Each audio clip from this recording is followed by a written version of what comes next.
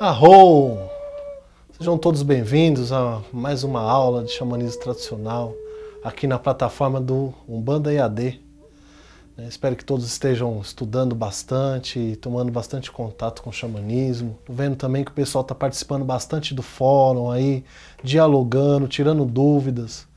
Então isso aí é muito importante para a gente estar aprofundando mais esse debate.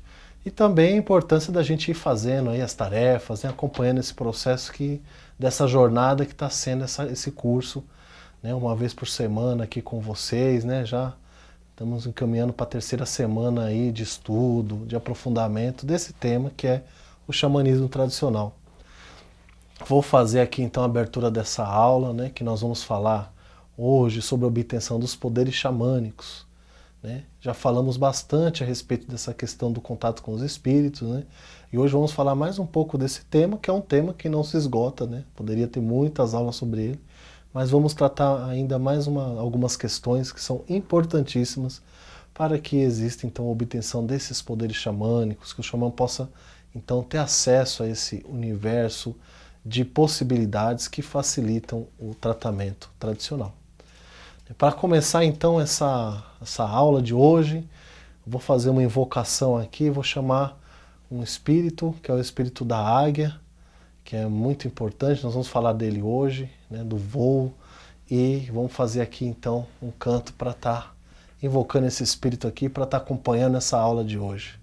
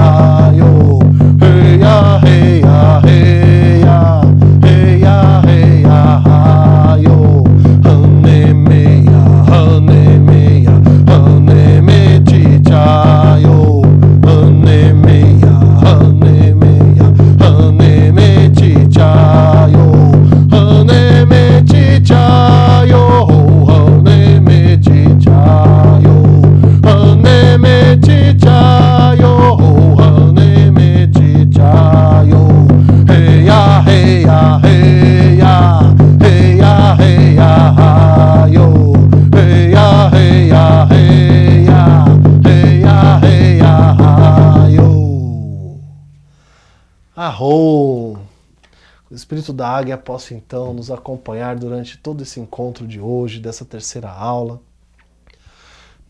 Então, retomando um pouco a nossa conversa, tínhamos falado então da importância do treinamento, e nós falamos bastante que o xamanismo, apesar dessa necessidade, ou então de uma certa qualificação que existe na vocação espontânea, uma certa qualidade que existe na vocação espontânea, ainda é necessário então um treinamento, passar por um certo treinamento tradicional, com os anciões da vila, receber uma instrução.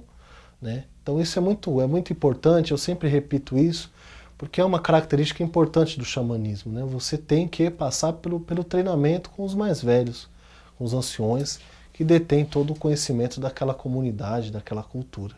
Então é sempre importante ter contato se você vai ter contato com o xamanismo, sempre estar em contato com os nativos, sempre estar em contato com os anciãos, que é onde a gente realmente encontra todo o arcabouço de conhecimento que dá base, dá sustentação e conteúdo para a prática xamânica. E a obtenção de poderes mágicos passa então por esse processo de contato com os anciãos. Eles vão estar fazendo um ensinamento, treinamento, que necessariamente, em alguns casos, vem pelos espíritos, mas em boa parte do conteúdo vem já da experiência que aquela comunidade já tem. Até a forma como você vai dialogar com os espíritos durante o seu trabalho xamânico tem a ver com como você enxerga esse mundo dos espíritos. Como você vê, qual o nome que você dá para esse mundo dos espíritos. Né? Esse nome, essa qualificação que você dá é recebida através do contato com os anciões, os mais velhos, né? Pessoas de muito respeito que nós temos dentro da comunidade. E o processo que nós passamos de morte e renascimento, ele é muito importante, porque garante, então, como nós tínhamos dito anteriormente, a inserção do xamã no mundo dos espíritos. Ele ter chegado no limiar da morte, ou ter morrido e retornado, como vimos alguns casos, né, durante as nossas últimas aulas, facilita, né, cria um elo de ligação, né, como nós tínhamos dito, de profundidade entre o mundo dos espíritos e o mundo material, esse mundo corrente que nós vivemos aqui. Né? E uma das características que é muito interessante quando nós vamos tratar da questão do ensinamento através dos espíritos, né? Uma experiência que é muito comum, gostaria hoje de compartilhar com vocês, é justamente, né, a experiência que nós temos com os pássaros. Né? Os pássaros, eles são muito importantes nessa etapa de formação do xamã. Né? Eles têm uma relação muito forte com o mundo dos espíritos. Né? Eles são seres muito sutis que dialogam diretamente com esse mundo, o mundo espiritual, e eles trazem muita informação para o xamã. Né? O xamã vai poder, por exemplo, fazer uma adivinhação, né? Ele vai ver uma revoada de pássaros e aquela revoada de pássaros vai mostrar para ele, então, que existe um problema ou alguma coisa para se ver ou algo vai acontecer. Né? O próprio canto dos pássaros, é importante porque depende de onde você está indo, como você está fazendo, né? Está ali andando dentro da floresta e você vai enfrentar, de repente, passar num lugar onde tem um perigo, né? Então o pássaro vai cantar, vai falar, você vai perceber e aquilo vai te trazer a informação adequada de como você deve se proceder. Daí a importância de conhecer essa linguagem, né? Que é a linguagem dos espíritos, né?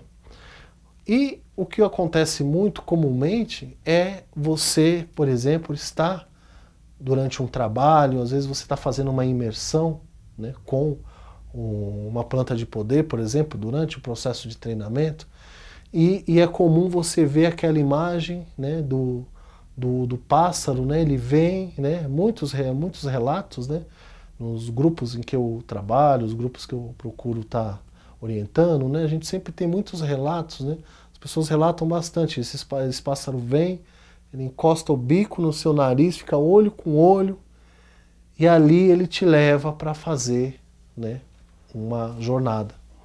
Né? Essa jornada durante um período de treinamento, um estudo que você está fazendo, esse espírito do pássaro, ele é muito importante. Porque ele vem então te levar para fazer esse voo. Né? E é então muito comum na literatura xamânica, né, a gente ouvir falar dos voos, né? Então, durante o sonho, durante as visões, né? Durante o sonho iniciático, durante as visões do período de reclusão, de treinamento, né? Como já falamos, os pássaros fazem, então, levam essa pessoa que está fazendo treinamento, o xamã, né? O futuro xamã, a se conectar com o mundo dos espíritos através de um voo, né? É muito comum, né? Vocês podem ver, por exemplo, nessa imagem que eu estou mostrando agora para vocês, né? Que é de uma roupa tradicional dos índios da Mongólia. Né? É uma roupa tradicional de um xamã da Mongólia. Né? Você pode perceber que na própria vestimenta dele há penas de pássaro, né? Elas são colocadas propositalmente na roupa. A própria roupa dele já tem as penas de pássaro, porque é uma forma dele saber que vai passar por essa experiência de voo, né? O pássaro está ali presente, dentro da própria roupa já vemos esse exemplo aí de um xamã que na própria vestimenta já tem as características do pássaro. Né? E isso tem muito a ver com uma característica muito importante, que é a possibilidade, a capacidade de participar do espírito. Né? A participação no espírito é algo muito importante para o xamã. Né? É como se fosse uma sinergia, né? Mais do que uma simples conversa, né? Aí eu venho e eu tenho um diálogo com o espírito e depois me vou. Não, existe uma participação entre o xamã e o espírito, né? Ambos convivem numa certa região do mundo em que há uma conexão entre esses dois mundos, né? E uma certa relação de fraternidade entre esses dois, né? Entre o xamã e o espírito aliado, que ele vai aparecendo ali para o xamã, né? Então, durante esse processo de treinamento e ao longo da vida, né, do xamã, há então esse encontro com os espíritos auxiliares. Né? Os espíritos auxiliares, eles são muito variados, né? E muito comum a presença dos espíritos animais. Os espíritos animais, eles são uma grande maioria, né? 90% das experiências xamânicas são com os espíritos animais. Mas existem vários outros espíritos também que fazem parte dessa cosmologia, toda essa cosmogonia da literatura xamânica, que vale a pena a gente aprofundar devidamente esse tema. Mas há necessidade, durante esse processo, né, durante a reclusão e consequentemente, durante a vida do xamã, né, porque necessariamente esses espíritos podem não ficar ali o tempo todo com ele, né? Pode existir a necessidade de, durante um período, ele trabalhar com aquele espírito, e num outro momento ele vai trabalhar com outro espírito que vai ser importante, ou então aquele espírito aliado ele vai vir apenas para fazer um tipo de acompanhamento, né? Ele vai tratar um tipo de doença, enquanto o outro espírito animal vai tratar outra enfermidade, né? Então cada um vai lidar com um tipo de problema, um tipo de necessidade diferente.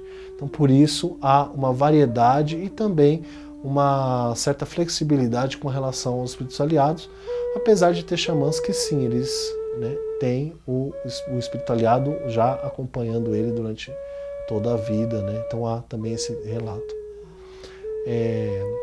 Convido vocês então para a gente dar continuidade a esse estudo, né, entrando e aprofundando essa questão de como é essa questão da visão dos espíritos no próximo bloco.